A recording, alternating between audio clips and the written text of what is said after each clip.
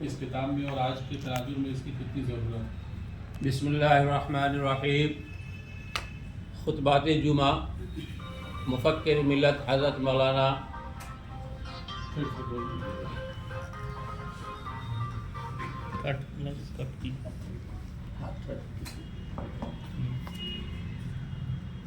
بسم اللہ الرحمن الرحیم۔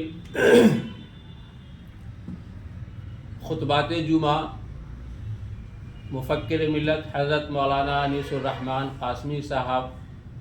دامت برکاتہم العالیہ کی نہایت ہی نایاب اور قیمتی ایک علمی تحفہ ہے جو خاص طور پہ پورے ہندوستان کے مسلمانوں کے لیے انہوں نے ترتیب دے کر کے تصنیف فرما کر کے ایک بہت بڑی ضرورت کو حضرت نے پورا کیا ہے۔ وہ اس اعتبار سے کہ مساجد جہاں بھی ہے، ہر مسلمان چاہے جہاں کا بھی ہو مسجد سے جڑا ہوا ہے، اور جمعہ کے اندر چاہے جیسا بھی مسلمان ہو جمعہ کے اندر اس کی حاضری ضرور ہوتی ہے۔ تو اگر کوئی چیز مسجد کے منبر و محراب سے دی جائے تو اللہ کی طرف سے یہ ایک ایسا نظام ہے کہ بیک وقت تمام مسلمانوں تک کوئی پیغام پہنچایا جا سکتا ہے۔ تو یہ خطبہ جمعہ جو ہوتا ہے وہ دراصل ایک ایسا نظام ہے اسلام کے اندر کہ اسلام کی اچھائیاں، اسلام کے پیغامات کو تمام مسلمانوں تک پہنچانے کا یہ سب سے بہترین اور فطری ذریعہ ہے۔ اب رہا مسئلہ یہ کہ عام طور سے مساجد کے اندر دو طرح کی پریشانیاں محسوس کی جاتی تھی۔ ایک تو پریشانی یہ تھی کہ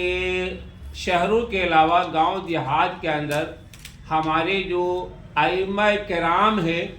وہ اس اعتبار سے تیاری ان کی نہیں ہو پاتی تھی کہ صحیح پیغام بر وقت عوام تک دے پائیں، اور اس کے لیے اس کے بہت سارے اسباب سے۔ دوسری پریشانی ملت کے اندر یہ محسوس کی جاتی تھی کہ مساجد کے اندر مسلک اور نظریات اور طبقات اس کے اعتبار سے ایک خاص طرح کی چیز، ایک خاص طرح کے نظریے اور ایک خاص طرح کی چیز ہی عوام میں پیش کی جاتی تھی۔ حضرت نے یہ جو خطبات جمعہ ترتیب دیا ہے اس کے اندر دونوں پریشانی کا حل ہے۔ ایک تو یہ ہے کہ ترتیب وار ائمہ کرام ہر جمعہ کے اندر ایک خاص موضوع جو اسلام کا اہم ترین موضوع ہے اس موضوع پر صرف قرآن و حدیث کے مستند حوالے سے اور بالکل اتھینٹک بات جس میں کسی بھی طبقے کا، کسی بھی مسلک کا، کسی بھی مکتب فکر کا کوئی اختلاف نہیں، سب کے ہاں قرآن و حدیث بنیاد ہے۔ تو اس کتاب کے اندر قرآن و حدیث کے حوالے سے تمام موضوعات کو یکجا موضوع کے اعتبار سے جمع کر دیا گیا ہے۔ تو اگر یہ پیغام دیا جائے تو یہ جو لوگوں کو پریشانی ہوتی تھی کہ کون بات ہے کیا بات ہے، ہر مومن، ہر ایمان والوں کے لیے یہ بات قابل تسلیم ہے کہ براہ راست اللہ اس کے رسول کی جو بات ہے وہ عوام تک پہنچائی جا رہی۔ دوسری پریشانی کا بھی حل اس کے اندر موجود ہے کہ ہر موضوع کے لیے تمام ائمہ کرام یا تمام علماء کو بروقت کتابیں دستیاب نہیں ہوتی ہے۔ کتنی کتابیں خریدیں گے؟ کوئی خاص موضوع آ گیا تو اب اس پہ ان کو کچھ رہنمائی کرنی ہے، ان کو کتاب کا مطالعہ کرنا پڑے گا، مواد کو جمع کرنا پڑے گا۔ حضرت نے تقریباً 256 موضوع پر یہ خطبات کو جمع کر دیا ہے۔ اب بتائیں کہ سال میں تقریباً 55 یا 56 ہی جمعہ ہوتے ہیں، تو اگر ترتیب وار اس کو پیش کیا جائے تو لگاتار 3 سال تک جو ہے سے وہ نئے موضوع پر یہ پیغامات آتے رہیں گے، اور ایک موضوع کے تحت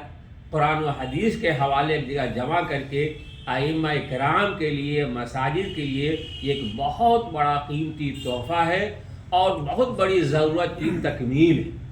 اور عام طور سے لوگوں کو یہ بھی شکایت ہوتی تھی کہ مساجد کے اندر عوام جو سننا چاہتی ہے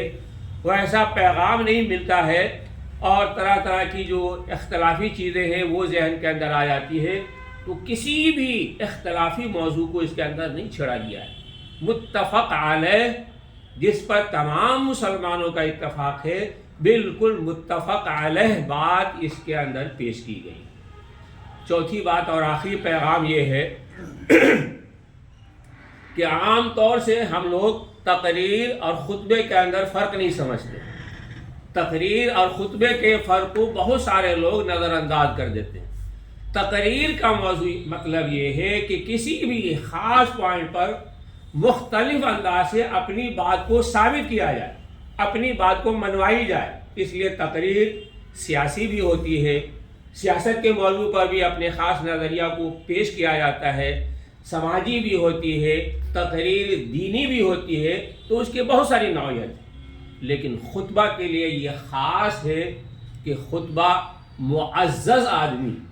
محترم جو سماج کا ہوتا ہے وہ خطبہ دیتا ہے، اور خطبہ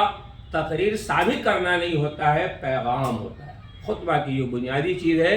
خطبہ کے معنی آتے ہیں پیغام کے، یعنی اس منبر سے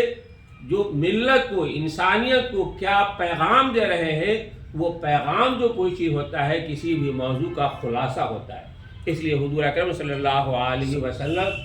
نے جو کچھ بھی پیش کیا مسجد کے منبر و محراب سے، اس کو تقریر نہیں، حضور صلی اللہ علیہ وسلم کا خطبہ کہا جاتا ہے، خطبات نبی، اور خطبہ یہ پیغام ہوتا ہے۔ اسی طرح سے جو بھی ہمارے سماج کے محترم لوگ رہے، انہوں نے خطبات کے ذریعہ سے ملت کو پیغام دیا ہے، تو اس کے اندر میسج اور پیغام کیا دینا چاہتے ہیں، خطبہ کا اصل موضوع یہی ہوتا ہے۔ تقریر میں ہر طرح کی چیزیں آ سکتی ہے، لیکن پیغام میں وہ اس کا خلاصہ اور نچوڑ ہوتا ہے۔ تو یہ اس کے اندر، اس کتاب کے اندر وہ پیغام ہے ملت کی بھلائی کے لیے، انسانیت کی بھلائی کے لیے، سماج کی بھلائی کے لیے، اور متفق علیہ انداز میں اور مستند قرآن و حدیث کے حوالے سے انہوں نے اتنے موضوعات کا احاطہ کیا ہے۔ شاید ہی سماج کا کوئی ایسا دینی یا سماجی موضوع ہے جو اس کے اندر نہیں آیا ہو۔ تمام موضوع کا احاطہ کر کے ایک بہت بڑا قیمتی سرمایہ خاص طور پہ علماء اور ائمہ کے لیے اس خطبات کے ذریعہ فراہم کر دیا گیا ہے۔ ہم اس کے لیے حضرت کے بہت بہت شکر گزار ہیں کہ اللہ تعالیٰ اس کی افادیت کو عام فرمائے، اور اس کے ذریعہ ملت کو صحیح پیغام ملے، اور ملت کے اندر اس پیغام کے ذریعہ اللہ تعالیٰ صالح انقلاب پیدا فرما دے۔ وآخر دعوانا اللہ من الشیطان الرجیم، بسم اللہ الرحمن الرحیم، نحمدہ و نصلی علی رسول الکریم، اما بعد۔ پھر سے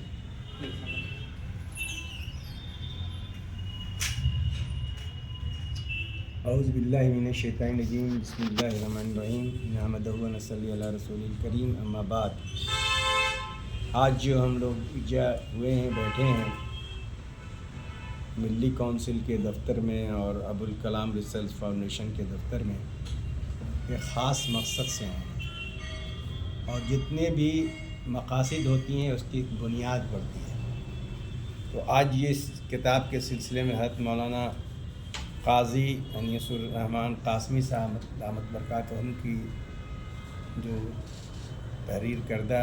یہ خطبہ جمعہ ہے، میں چاہوں گا کہ اس میں خطبات جمعہ و عیدین اگر کر دیا جائے تو زیادہ بہتر ہوگا، چونکہ عیدین کے بھی خطبے ہوتے ہیں، اور اس میں سال میں ہوتا ہے، خطبات عیدین شامل ہے اس میں، ہے نام میں بھی، نام میں بتا رہے ہیں، اس میں تو مواد تو بہت سارے ہیں۔ تو یہ خطبہ جو شروع ہوا، یہ ہم سنت رسول ادا کرتے ہیں۔ مسجد نبوی میں حضور اقدس صلی اللہ علیہ وسلم خطبہ دیا کرتے تھے منبر رسول سے۔ یہ جو مسجدیں ہیں ہماری سعودیہ علاوہ مدینہ منورہ اور خانہ بیت الحرام کے علاوہ جو مساجد ہیں، وہ سب مسجدیں رسول اللہ کی سنت اور اللہ جل شانہ کا گھر ہے۔ ہم لوگ پنجگانہ نماز پڑھتے ہیں تو محلے کے نمازی ہوتے ہیں، محلے کے لوگوں کو امام صاحب کہ پیچھے نماز پڑھتے ہیں لوگ، ملتے جلتے ہیں، ایک چھوٹا سا اجتماع ہوتا ہے ویکلی جو ہوتا ہے، ہفتہ وار وہ جمعہ ہوتا ہے، جو قرب جوار کے لوگ ایک جگہ جمع ہوتے ہیں. تو جو قرب جوار کے لوگ جمع ہوتے ہیں تو ان کا مقصد ہوتا ہے کہ خطبے کے ذریعے